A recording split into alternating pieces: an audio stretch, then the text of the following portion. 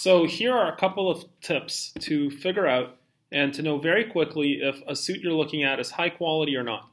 And don't get fooled. Again, I've done a video before about like canvassing, full canvas versus half canvas versus fused, and how there's a lot of misinformation being produced, especially by the online suit selling industry about that. And don't be fooled by the super 150s, 130s thread counts that are being sold by traveling tailors. I did a video on that and how there's a lot of misinformation there, so check those out.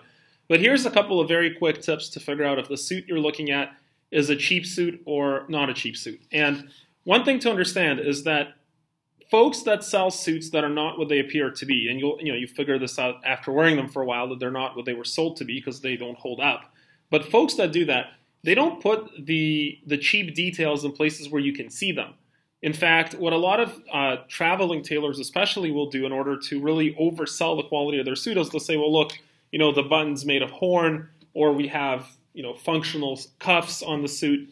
And those are not actual things that produce a very high cost for a manufacturer. So those are very easy, superficial details that any manufacturer can add to sell the illusion of high quality when in fact it's not high quality.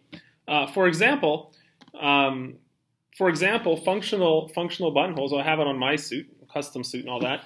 I don't even recommend it on a first purchase because it makes it incredibly difficult to tailor a sleeve afterwards. And it's not that a tailor can't get the measurement correct the first time. Certainly we can, and many tailors can as well. It's just that clients have idiosyncrasies. Some clients like their sleeve a little longer, a little shorter, just personal preference. And so I always tell my clients, if it's a first-time sale, I prefer not to do a functional sleeve because I want to leave the opportunity to get that suit perfect, and then going forward, that's already there. However, having said that, the first point you can look for when looking for the true quality of a suit is look at the buttonholes on the sleeve, whether it's functional or not. You notice how there's a little loopy, twisty thing at the end there. See that? How the hole is finished off? And then look at the one on my lapel here. It doesn't have that twisty thing. You see, these are distinctively different holes, distinctively different cuts. And the reason they're distinctively different is because two separate machines make them.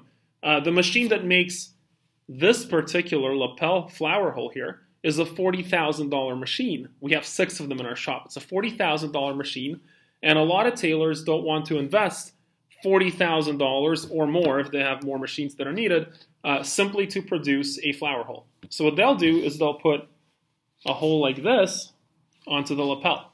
And so if this and this matches, you know that you're dealing with a shop that's taking shortcuts and not investing into the right equipment. And that's one very subtle but very direct way of being able to tell when a suit is not the quality that it's advertised to be. Another point you might want to check is a lot of, well, here's one. Traveling tailors will say, well, we have a Melton under the collar. Melton is the stuff right here behind the collar, and they'll advertise that as a feature. It's really not a feature. All suits should have it. Some designers kind of got rid of it to show their own individual, unique niche, and there are some seasons for different brands that do that from time to time. But on an ongoing, consistent basis, your suit should have a Melton. And the way that you can tell if it's high quality or not is just feel it, and if it feels smooth or coarse. So a lot of, again, online retailers or cheaper traveling tailors or those that try to sell something they're not really selling, they'll put a Melton here, but it's very low quality. It is a coarse Melton. It is a coarse Melton, so it'll feel rough and it'll feel sketchy. A good Melton will feel nice and smooth. So another very quick and easy way to find out. And then the third point is the shoulder pad. Now, you can't really see the shoulder pad on a suit when you buy. Like, you can feel it, and you can't really go inside. You can't really check. So one thing you want to really focus on with the shoulder pad, and you can totally do this, take one of your suits to your local tailor or your local alterations lady and just ask her to take a look at the shoulder pad inside the suit. You will be amazed what will be revealed about your suit just by that tailor alterations person, assuming they know what suits look like. They'll be able to tell you whether it's a used shoulder pad. You'll be shocked how often we see that, especially from traveling tailors.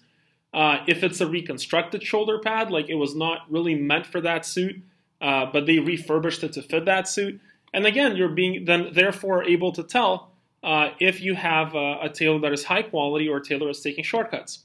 And here's a bonus. Here's a bonus. I'm going to show you inside my suit here.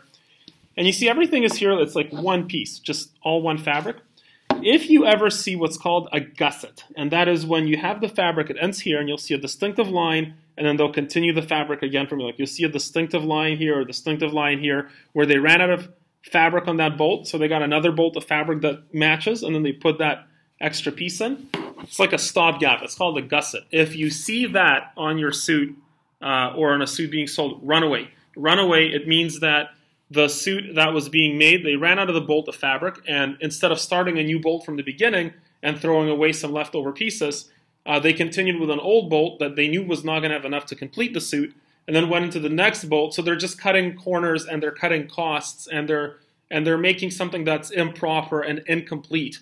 Like you wouldn't buy a new car if it was two different cars fused together.